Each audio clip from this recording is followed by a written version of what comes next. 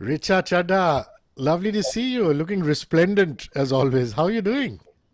Thank you. It's just the flush from the winter here. I'm in Uttarakhand shooting for something. So I'm doing this virtually on a borrowed router and a dongle. The wonders of borrowed internet. Borrowed So, internet. so instead of asking the world famous cliched question on whether Tara is really Mayawati ji or not, I'm going to completely stay away from it as always, and Thank not you. take the path often taken. I'm going to actually start with Swanand Kirkire's voice because I'm a massive Swanand fan, and I always tell him there's not enough of him that we get to hear. And he Yeah. needs to be singing a little more. But like he says, it's a classic thing about am I a lyricist, am I a writer, am I a singer? A lot of people are still boxing me on that. Now, Chidi Chidi is sung by Swanand. I'm just very curious. Does it have anything to do with you? I mean, suggesting his name or something because it took me back to Masan and Kisi Railsi. No, no, no. My producer, director, also big fan was Swanand, like any artist, any music lover. And I am just lucky that Swanand sang this song because now I have double superstition associated with this film. As Swanand has been my lucky charm forever. Yeah.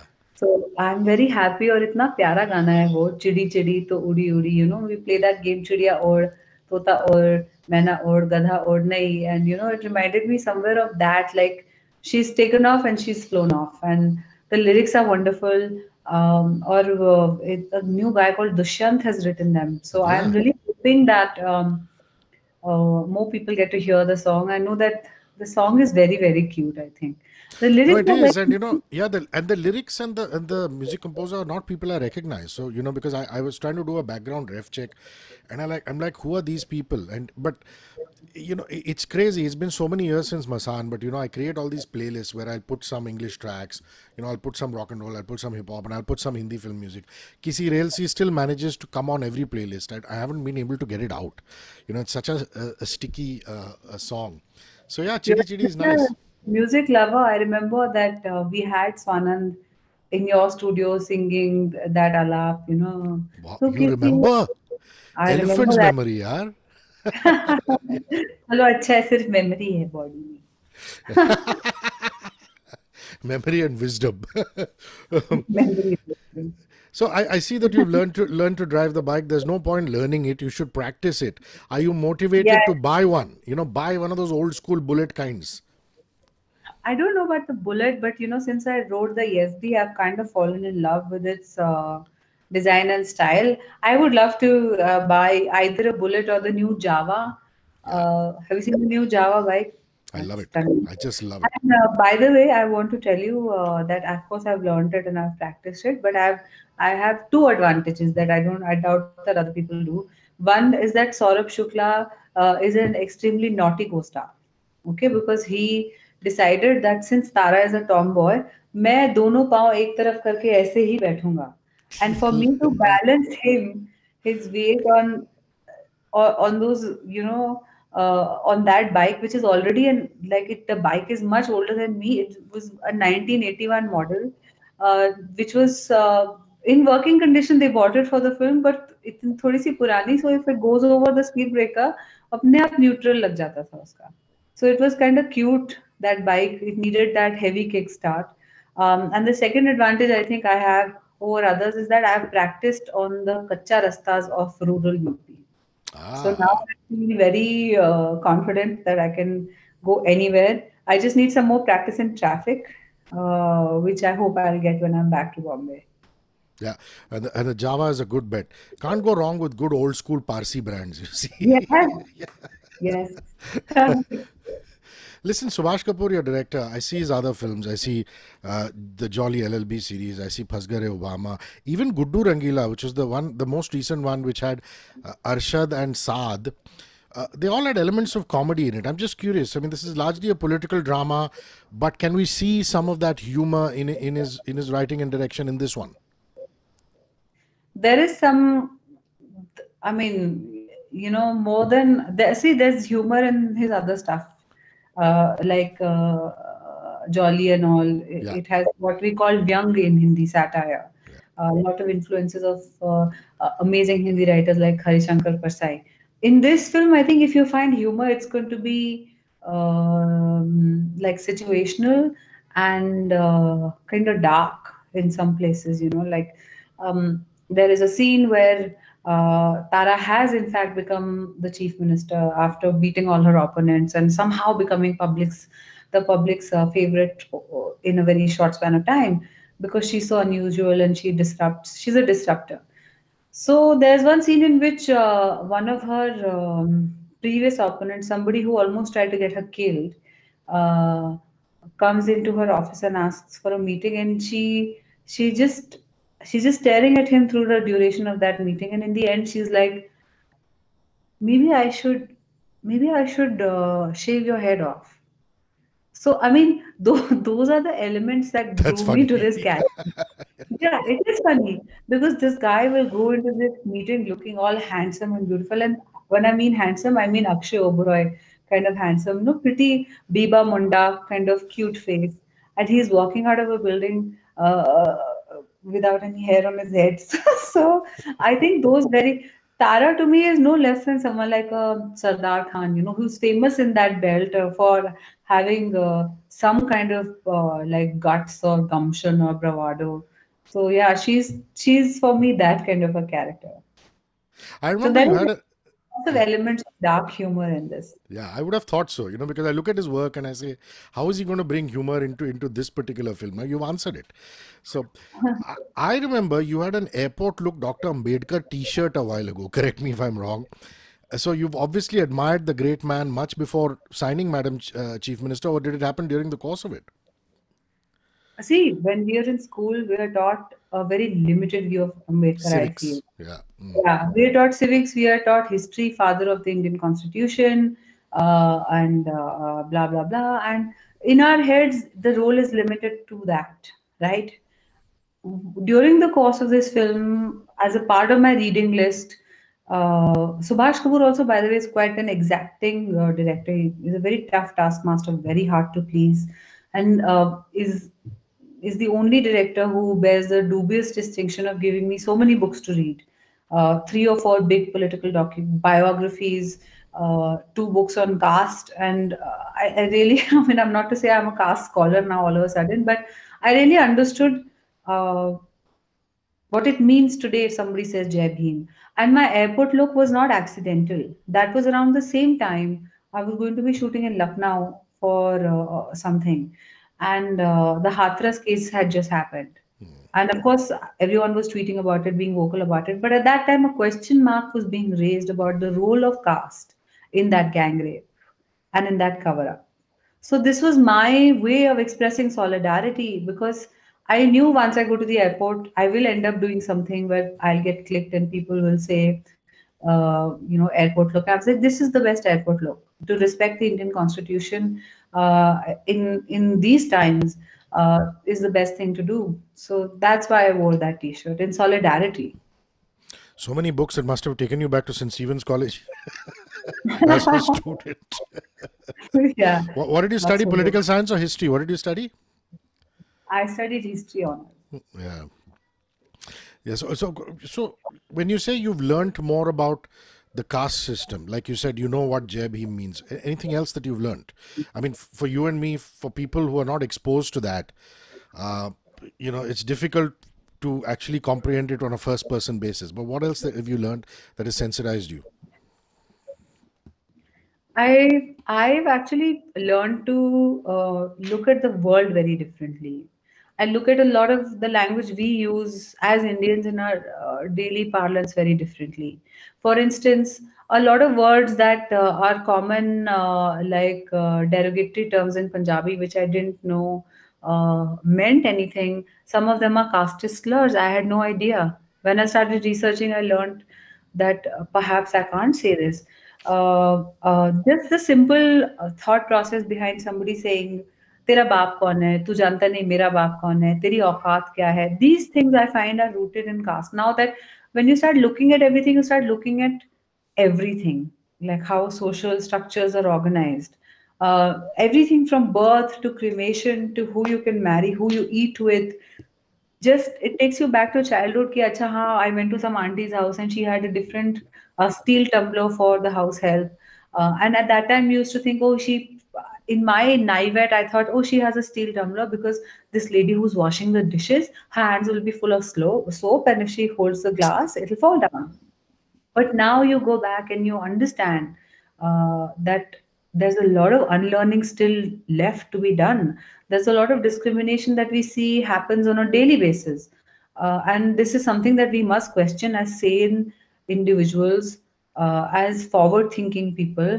And we can't be stuck in something that was, I don't know for what reason it was designed 3 or 4 thousand years ago. But right now it makes absolutely no sense. That glass example is suddenly taken, bringing, memory flashes. I've seen it in so many houses. you Yeah. know yeah, it's And you bizarre. don't think about it until this perspective dawns on you, that how much of this exists everywhere. And not in my immediate family. My parents have always, when I was a kid, my mom, once we had some form, and my mom told me कि religion and caste का जो है column, you just write NA. Well And I done. thought that was really cool because um, we never had any. I didn't know my caste till 5 6 years, till Masan happened. I didn't know my caste, and that's because I was not exposed to the kind of discrimination that our other brothers and sisters feel. So I feel like there's a lot of unlearning left in all of us. And this film has been a huge learning experience. It's not just about a caste system, actually. That's just the context. It's about gender, this girl's journey from being a real underdog, from having to fashion herself like a boy in order to just survive in the village ambience because her sisters are killed off due to feticide. She works the field, she rides the tractor, and this has just been a really very meaningful experience in my life. So, women leaders around the world or in India that you've admired dearly. I mean, an actor always draws, isn't it? I mean, even when you're making a gesture like this, I've noticed. I've seen women political leaders over the sands of time. So, did you draw bits from Mrs. Gandhi, bits from Mayawati ji? Who are people you drew from in your subconscious memory? Subconscious? No, I actually did a lot of active You research. did. I Wow. watched, yeah, yeah, yeah. I watched a lot of because the thing is how we speak or how we see people give speeches or in films who are playing politicians. They are just like हमने ये कहा है आप ये कर सकते हैं और फिर but if you actually see a rally, they speak and then they wait for the voice to travel. So it's like मैं आप सबके सामने, and so even Modi ji does this. So I watched a lot of the speeches of people who have a knack of connecting with the audience, whether it's our PM, whether it's Lalu Prasad Yadav, the way he suddenly breaks into humor and he'll be so formal and then suddenly he'll say something that immediately connects with everybody around. And Mayawati Bhenji, as we say, her speeches and her ability to read flat from a teleprompter and say very meaningful things. The way that Indira Gandhi used to be around people, like there's a poster that has come out, it's my favorite, in which my character sitting on the floor talking to the village women. It takes me back to a photograph I had seen of Indira Gandhi in her day clipped by Raghu Rai when he was traveling with her. Yeah, it's fantastic. And like in that, you see women just like touching her, hugging her, talking to her. And I was like, this is the kind of leader I want to portray. Not just for want of that kind of leadership at present, like that kind of empathetic leadership at present, but just because to show the possibilities of what women in leadership can do and how they can really, cut across class and other barriers and just connect with people. So yeah, I did a lot of this research, which is very fine, which only somebody with a discerning eye can tell. Like, when I raise my hand to do a wave, you tilt it to one side, so it just looks a certain way. And I caught those from. I was traveling in the south once, and I saw a large life-size cutout of some politician, and it was never like straight. It was always like a tilt, and that gave them a very somewhat sweeter demeanor in the like. They suddenly looked approachable. So these fine things I picked up and I've tried to emulate them throughout the film. And I hope people like it. Yeah. Lovely. How are you going to deal with the trolls on this one? You know, one segment of society trolled you at the poster, which you retracted and you handled with immense grace. Oof, you boss lady. You know, you just, and you were so honest and sensitive. And now I get the feeling that the right wing might troll you again after the release, you know. So either you've got guts of steel or, you know, your levels of meditation are something else. I don't know actually. Why will the right wing to? I don't know. Yeah, I don't I know. don't know, The anything thing might is, happen. Yeah, they might look at Akshay's character or something and say, you know, what is this? What is this representation? I'm just giving an example. You know, it's just one yeah, section. you're Next, right because outrage right now is so automatic. yeah, it's I so want to write automatic. a poem. I want to write a little haiku about this, like problematic, problematic. My outrage is automatic, and rap about it because we're so quick, to outrage right now. We barely read past the headlines, or we really. I mean, I don't know. I got trolled by Dalit activists or for the poster, which obviously I didn't design. But still, one for the team. I take it on the chin. I'm ready. And as far as trolling by the right wing, फिर वो तो उसकी तो मुझे आदत है. So No, but what do? You meditate every day or what? I mean, or I don't know, what is your coping mechanism? It's got to be something. I mean, you draw on yourself, or are you just very good at ignoring? I don't know. I don't. I rarely pay attention to trolls. Sometimes I get to know 2 days after I was being told. If I'm being told on Wednesday, I realize on Friday. Because I'm in the hills, I'm working, I have a real life to live in the real world and not just on the Twitterverse. Because I've seen how little it actually has an impact on the ground also. Now, when you travel as much as we do, go and shoot in the interiors, लोगों के असली issues जो हैं वो Twitter को नहीं मालूम. Very few people know that. So after watching the social dilemma, especially, I feel like what is even the point? Correct. Uh, Trolling can be manufactured, it can be paid, and oftentimes I just look at it as something. I remember once I had this interaction with a troll. I was like, "तू क्यों करता है? तू failed engineer है, तेरे को 2 रुपए मिल गए." And it went on and on till such a point that they were like, "I'm really sorry, दीदी, आगे से नहीं करूँगा, मैं दूसरी नौकरी ढूँढ रहा हूँ." And I just think like if a troll is a person, I will only engage if I have to make a point or make an example out of somebody, or if I have a lot of time on my hands, like I'm stuck in a jam or I'm on a boring film set where no one is particularly interesting and I want to do something, then I'll do that. Otherwise, no. And meditation is good practice, healthy practice for anybody.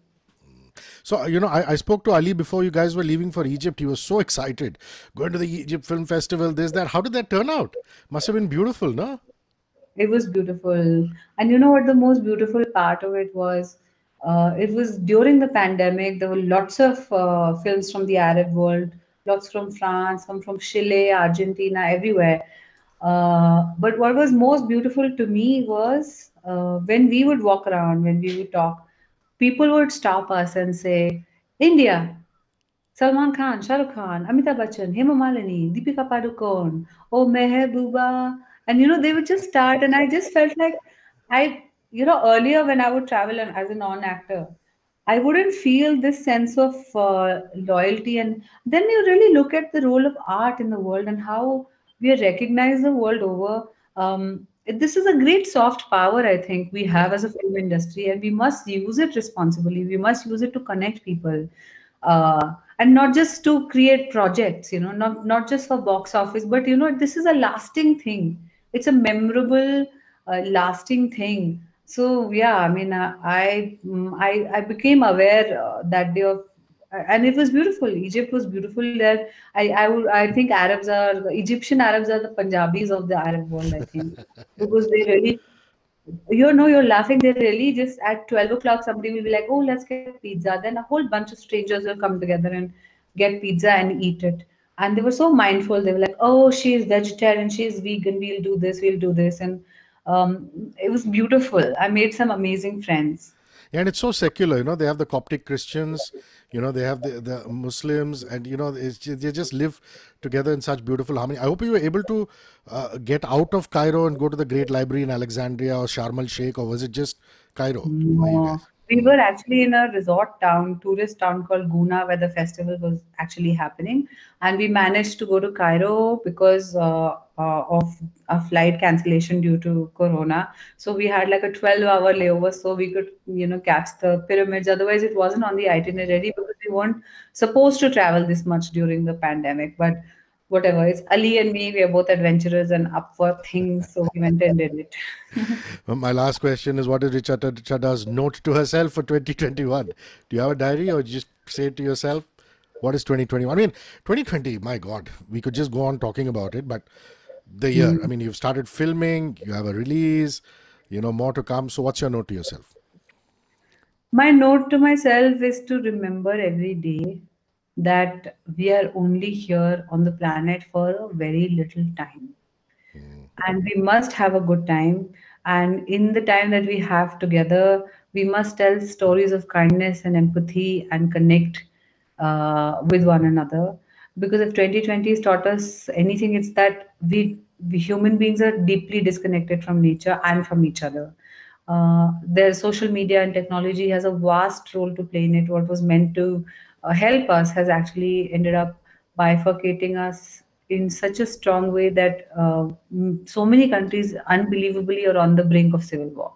So we must remember what it is that we ought to be grateful for. We must be in tune with nature, with the rhythms of nature, and just there's only one life. You have to live it with passion, without fear, and through using your art as something cool in the world. That's my note to myself. Beautiful. I'm going to WhatsApp you after watching Madam Chief Minister. I can't wait to watch it. God bless I'll you, my be dear. waiting for your opinion. Yes. Thank you so much. Thank you, Always, Richa. I can Always a talk to pleasure. you for hours, but Me too, yeah. But it's up now. that's the way it is.